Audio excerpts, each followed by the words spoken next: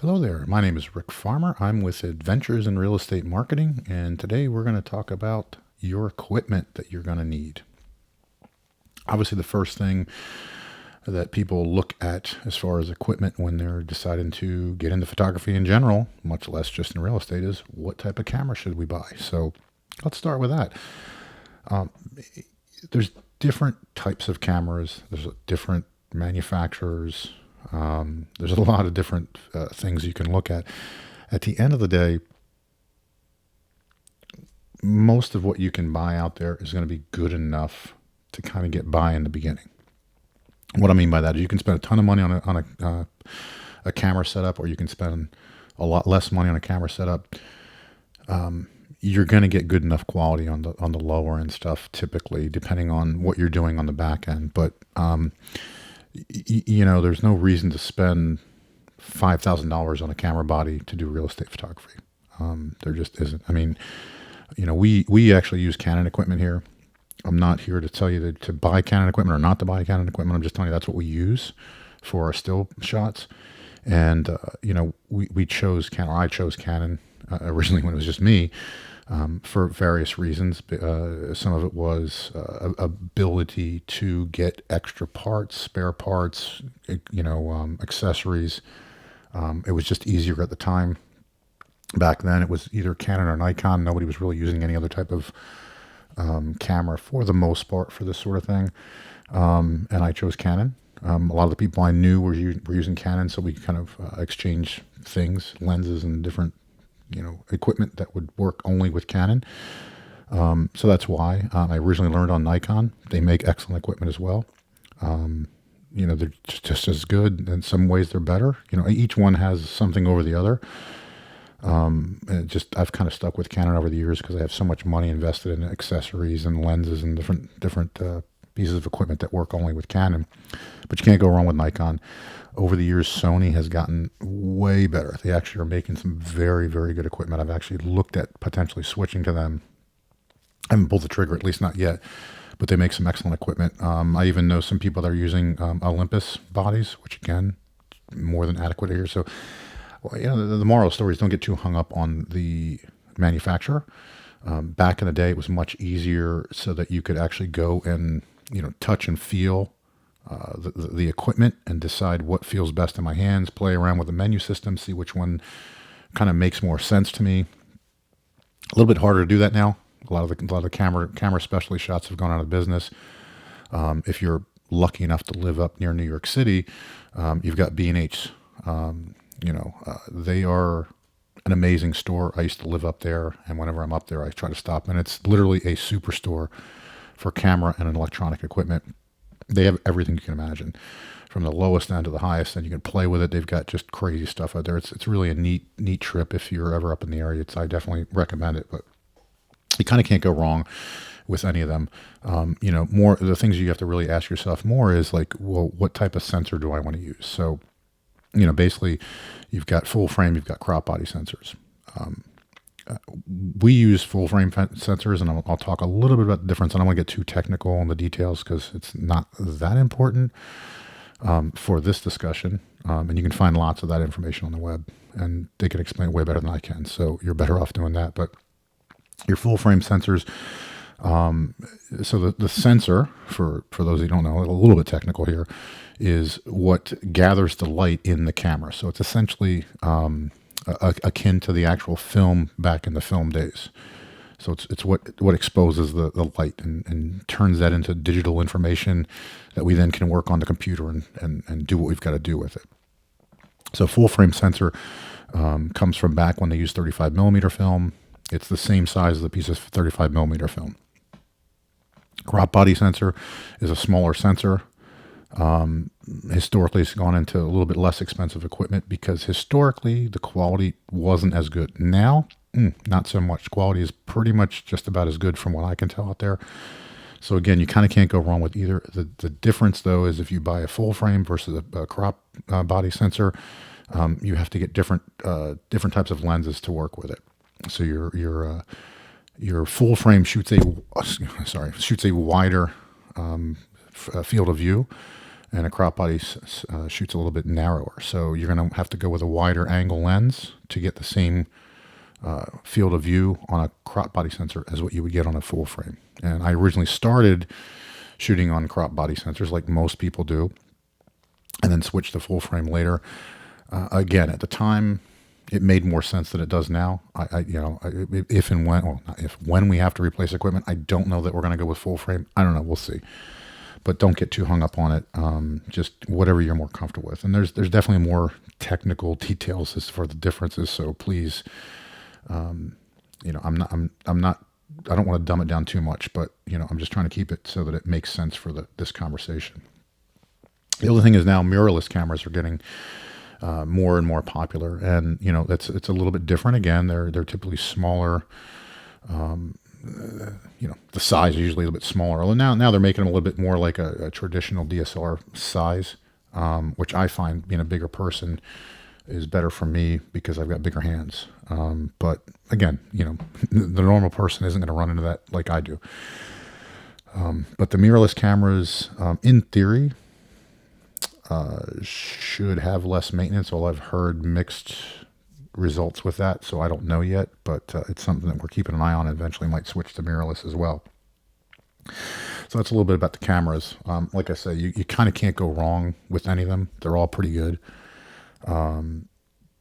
Just kind of get what's comfortable for you, both in price, in your hands, and usability, and you should be fine. The next thing I'd like to talk about is the tripods. So tripods. So a lot of people, not a lot. There's some people out there I see that do real estate photography, and they actually shoot it handheld without a tripod. Not saying it's right or wrong. They get really good results, and it works for them. It's a little bit faster because you're not taking a tripod from room to room. Personally, I'm a tripod fan, so all of our people use tripods. I think it looks a little more professional. If you listen to our last podcast, the only reason I get hung up on equipment is, other than me being a geek, but our customers sometimes will look at the equipment that you show up with and start to judge you. I don't think it's right, because I know some people that get some amazing stuff out of just the most basic of equipment. And I know some people that have all the equipment in the world and they can't take a picture to save their life. So the problem is it's the impression. So sometimes you have to set an impression. And, when it comes to this type of business, it does make a bit of a difference, because you have the real estate agent, and a lot of times you have the seller in the home as well. And they're all looking at things, and they all think they know something, and they usually don't know as much about photography as they think they do. And they judge you. And you show up with something, and you shoot it handheld, and they're like, "Why aren't you shooting on a tripod? The last people we had shot on a tripod." Again, not saying it's wrong that you're not shooting on a tripod. I'm just saying you do have to keep in mind that there are impressions that you have to keep up. So anyway, when choosing a tripod, if you decide to use a tripod, again, lots of manufacturers, just like everything else. A lot of manufacturers are very good. Some of them not so good. One of the bigger manufacturers has been around for a lot of years is Manfrotto, and that's who we used to use. I can't say never, but the way it is, I can't imagine ever using them again, because when our original tripods started wearing out and I had to replace them, I just replaced them with the next version. The same, it's the same version, but the updated version of what we had. Took one out one day. First day it was out, and it was just a piece of junk. I'm sorry. And they've fallen so far, because they were such great products for so many years, and I don't know what's going on with them, but I don't like them. I'm not here to push any one, brand over another. But I will say, if you're looking at Manfrotto, be very careful.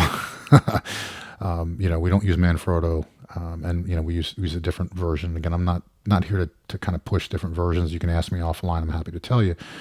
But when looking at, you've got your tripod legs and you've got your tripod head, the first thing I look at is the tripod legs, because everybody's got different legs. They've all got their different systems. Some of them have little levers that you open up and the leg comes out, and you close it back, lock it down. Those are nice. They're quick, but you got to watch you pinch your fingers. Ask me how I know. Probably the most common now is you got a little twist mechanism where you unscrew it, you loosen it up, the leg comes out, you tighten it up. I like those. Nowhere to pinch myself, but again, it's up to you what you're more comfortable with.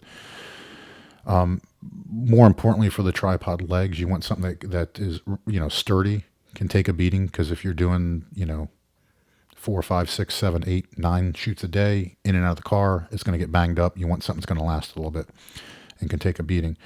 But you also need it to be able to handle the weight of your camera and lens and anything else you might have on the camera. So I always like to go with something much heavier than I'll ever need, just to have that safety measure in there. So we typically go with a heavier duty tripod.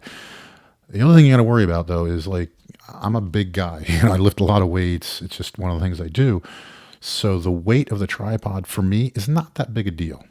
But for most people that don't do what I do all the time, as far as working out, the weight can add up. And again, when you're doing multiple shoots every day, that tripod tends to get heavy, and then you throw everything else on top of the tripod. So you need to be aware of the weight. The other thing is the height. So I like to get something that will go at least 6 feet. I'm 6 feet tall, because sometimes I want to, shoot up and shoot down on certain things, or I need to get over a fence because I can't get in for some reason. Not that I have to use it very often, but it's nice to have when I use it. And I believe the ones we're using now do 72 inches, so they go a foot over my head, which is way more than enough. But those are things you want to keep in mind when choosing a tripod. Another thing is the tripod head. There's different types of heads. The two most common would be the ball head, which is the most common, and a geared head. I don't recommend ball heads. Because with real estate photography, one of the more important things is your vertical lines. So whether it's your corners in the walls or window sills, you want those to be vertical. And you can adjust for that in post, but the more that you do before you get to your computer to process or send it off to people to do the processing, the better off you are. So I try to adjust as much of that as I can when I'm taking the shot, so we do less adjustments on the back end. With a ball head, because you loosen it, and then the camera on the ball will literally be able to go in almost every direction. It's very, I don't want to say it's very difficult. It's more difficult because people I know do it, and they do it great because it's what they use.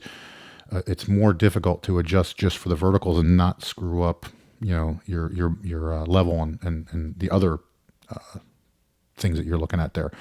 So I find, and a lot of people find, and pretty much everybody that I've talked to that use the ball head and then switch to what we use, which is geared heads, they all say the same thing, like, oh my gosh, that is the best thing. I wish I'd done it sooner. Because the way a geared head works is it's got the 3 different axes. Sometimes some of them have 4 that you can adjust, but it's all geared. So you've got knobs, and you just turn it, and it can do very fine adjustments, which is really nice. And really save some time on the back end. They're a little bit more expensive than a ball head. They're more heavy, but in my opinion, they're very much worth it. But again, try them out yourself, figure it out yourself. So you've got that.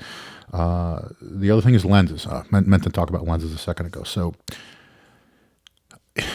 a lot of people that do real estate photography, they get hung up. They got like 8,000 lenses, and I get it. I totally get it. And if I'm doing a very high-end multi-million-dollar property and we're doing all kinds of stuff on, and they're asking us to do a whole bunch of artistic shots, different details and things, that's where I'm going to start worrying about other lenses. But for the most part, I use a wide-angle lens. The Canon, I believe I use the 16 to 35 millimeter L. I forget what, I don't even remember now. It's been so long. And that's fine for 99% of the stuff we do. Again, I'm not saying the people that have a bunch of lenses are wrong. I'm saying you don't have to have all those lenses. Once you get to the point where you're starting to do the higher end stuff, that's when you should start thinking about buying other lenses. But like the first thing you should do is get a wide angle lens. And depending on whether you're doing a full frame camera or a crop body, it's going to depend on how wide that lens is. And you have to make sure that lens is going to be for a full frame camera or for a crop body. And that's very easy to find out when you're buying lenses. So do that. As far as which lenses to get, I buy L lenses because we can afford it. Is it worth the premium over, say, a Sigma or one of the quote unquote lower end lenses? They're not really lower end anymore. I don't know. I don't know. You're not going to go wrong. I know lots of people that shoot Sigmas and other Tokina and all these different lenses, and they're fine. I mean, I used to shoot those lenses years ago. So don't get too hung up on that again. And honestly, people, when we talk about gear, most of your customers aren't even going to know the difference between a Sigma, a Tokina, a Canon L, a Nikon, I forget what they call theirs, Sony, whatever they've got. But yeah, that's just, don't get too hung up on that. You're just going to really want to get that. Next thing we talk about are video cameras. If you're not doing video, you're leaving a bunch of money on the table. And I say that we've been doing video since almost the first, and I don't know what that noise is. I hope it's not coming through. That is odd. Huh. Hopefully that didn't come through. I apologize if it did. Again, we're still new to this, so we're learning the ins and outs. Anyway, I was talking about video cameras. We started doing video almost immediately when we started the business, and we've done a ton of video. It's a great add-on for us. It's a very profitable add-on for us. And that's how we build the business. And these are things we're going to talk about later is, the base is pretty much always photos, and then add-ons are where we make all our profit. So the more of that stuff we do, the better. It's great for the customer. YouTube loves videos. Google loves videos. Google owns YouTube. I mean, it goes hand in hand with that. The question is, do you get a dedicated video camera, or do you just use your DSLR or whatever camera you've got? Again, kind of can't go wrong with either. If you're on a budget, learn how to use the camera that you've got, because almost all of them now do video. Get that figured out and do that. We use individual cameras, so we use Panasonic cameras for video. And like I said, we use Canon for stills. So it's just the way we've done it. Again, I'm not saying it's right. It's just the way we've done it. You can do it perfectly fine with just one camera body. You might have to get a different lens for that, depending on what type of video you're doing, but it'll work. Let's just put it that way. Don't get too hung up on that. From a video standpoint, a lot of people use gimbals, and we have gimbals, and I'm a fan of gimbals. Don't get me wrong. What I found is, so like the camera that we're shooting this on, it's a Panasonic GH5, and it's a Panasonic lens as well. And the camera itself has image stabilization. The lens also has image stabilization. So it provides a very good, almost as good as the gimbal. Good enough for what I need it for. But there's nothing wrong with the gimbal. It's just an extra piece of gear, and they're great. Believe me, they're great. It's just I personally have chosen not to use them with this camera. But again, you can't go wrong with gimbals. And there's tons of people that are making gimbals out there. Pick the biggest thing about buying a gimbal. And in case you don't know what a gimbal is, it's a device that you would mount your camera on that basically keeps the camera level. So no matter however you move it, the camera stays level and it doesn't tilt. So you're gonna always get that nice image, or a nice stable image, and then it's going to stabilize. So, if you're doing this, it's not like the camera's going to go all over the place. It's going to go nice and smooth pans, and it's just it's a nice way of doing it. You can do it manually like I'm doing it, or use gimbal. Again, you're not going to go wrong either way. It just takes a little bit more practice and a little more patience if you're doing it without a gimbal.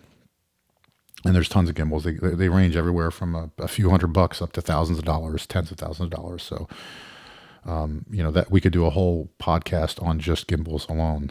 So I won't bore you too much with that. The next thing that we'll talk about are drones, doing aerial. Again, if you're not doing aerial, you're leaving a lot of money on the table. I would say that we probably do about 30% of our shoots have aerial photography and or videography in it.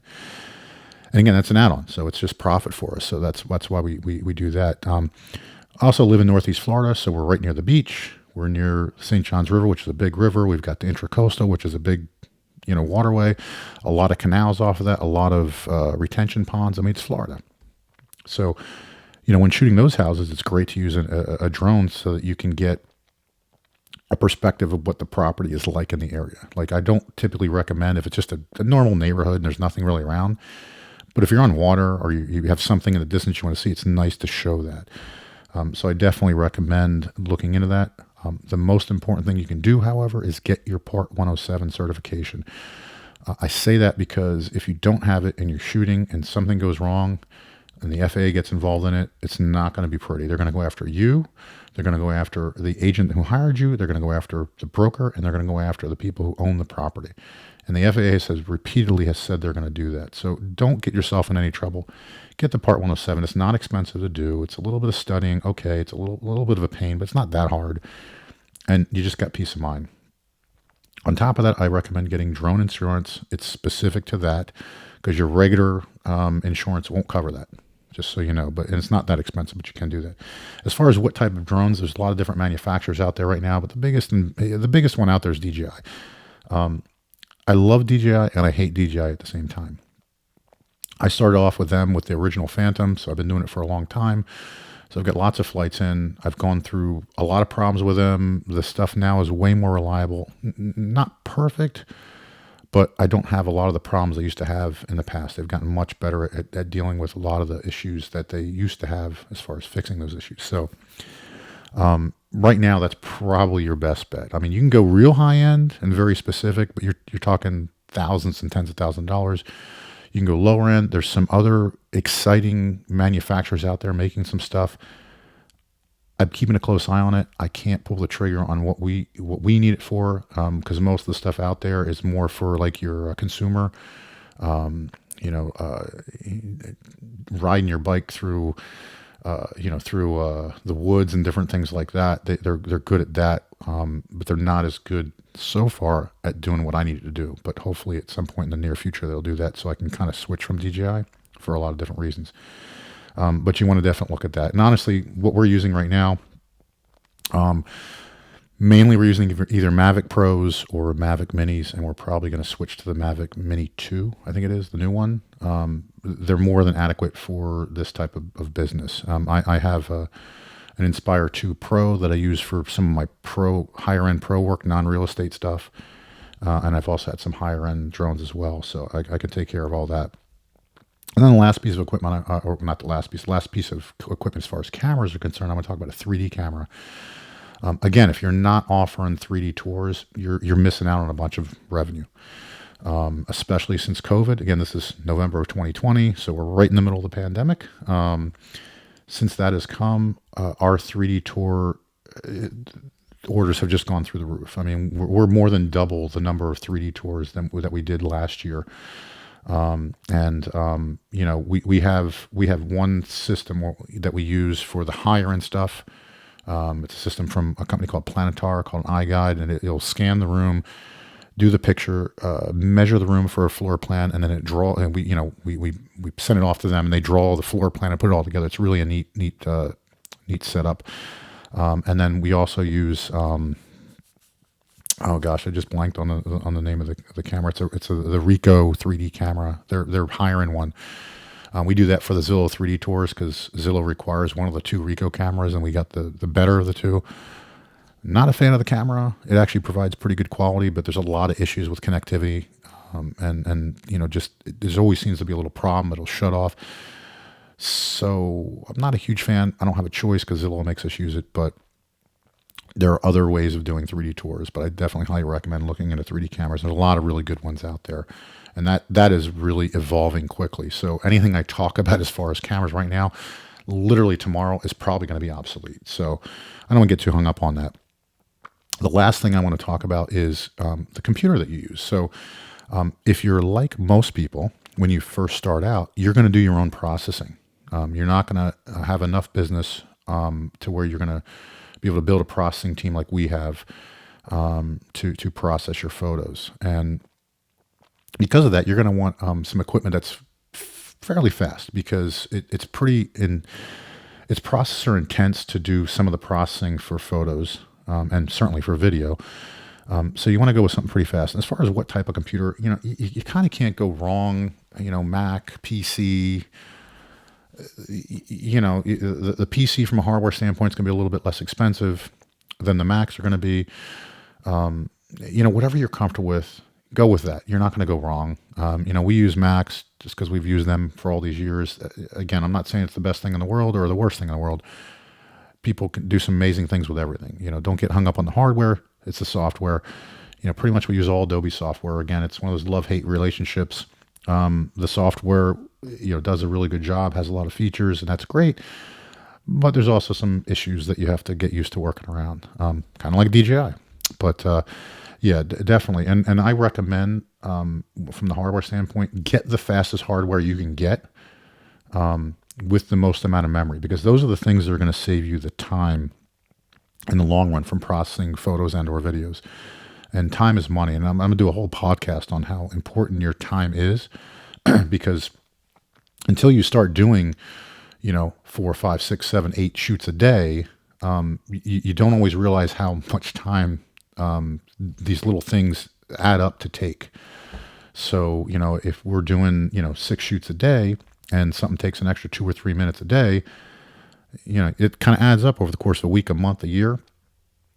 Time is money. That's time that we could use to go out and market and get more business, or, improve something about the business that we're doing. So, that's probably more important than just about anything. I don't necessarily recommend a laptop as your main computer. They typically aren't going to have as much processing power to do some of the higher end processing you need. I mean, there are some gaming laptops that do a pretty good job, so I can't really speak about them. But as a whole, typically your desktop computer is going to provide more in there, and you can typically add more RAM, which these applications all love for this sort of thing. So, yeah, that's about that. As far as other equipment, I mean, it's bags and different things. I mean, all that stuff is just personal preference, things that make life easier for you. The type of car you drive is important. You want to make sure it's good gas mileage, because again, when you start doing a bunch of shoots, you're driving around a lot. That gas money adds up. You want to have that. You want to have it easy to get in and out the equipment of the back. So, I actually have a Subaru Outback. I used to use an SUV because it's just easier for me to get stuff in and out than trying to go into a trunk, and with all the equipment that I've got. And the more things the more services you offer, usually the more equipment you've got to take. So you just have to kind of keep those things in mind. But other than that, everything else is kind of just personal preference. I mean, the things that we talked about, the cameras, the lenses, the tripods, the video cameras, if you're going to go with that, drones, 3D cameras, and your computer, those are the standard things you need. Now, again, some of those you can kind of combine together as one. You don't have to get a separate one for everything, but you just need to be aware of that's kind of what you need as a minimum to do this as a professional. So hopefully you found this discussion helpful. I need to get better at cutting these things a little bit shorter. I apologize for that. I take a little bit better notes next time. So we're just figuring it out. I mean, it's our third podcast, so we're getting there. But hopefully you found it useful. If you did, and you're watching on, YouTube or whatever, please hit the like button. Please subscribe. If you're listening as a podcast, thank you very much for downloading. Keep downloading. Tell your friends about us. And most importantly, let me know if there's certain topics you want to talk about. I've got a list of topics that I already have, but if there's some things out there that you guys want to hear about, please tell us. You can email me at rfarmer@listingedge.net. Again, rfarmer@listingedge.net. We're about to launch a Facebook page for the podcast and a couple other things. So we're slowly but surely getting to where we need to be, and we just want to help you. So hopefully you're enjoying it. Give us any feedback, positive or negative. We want to improve. We want to make this better, make it useful for you, because that's why we're doing it. Anyway, hope you have a good one, and we'll see you on the next podcast. See ya.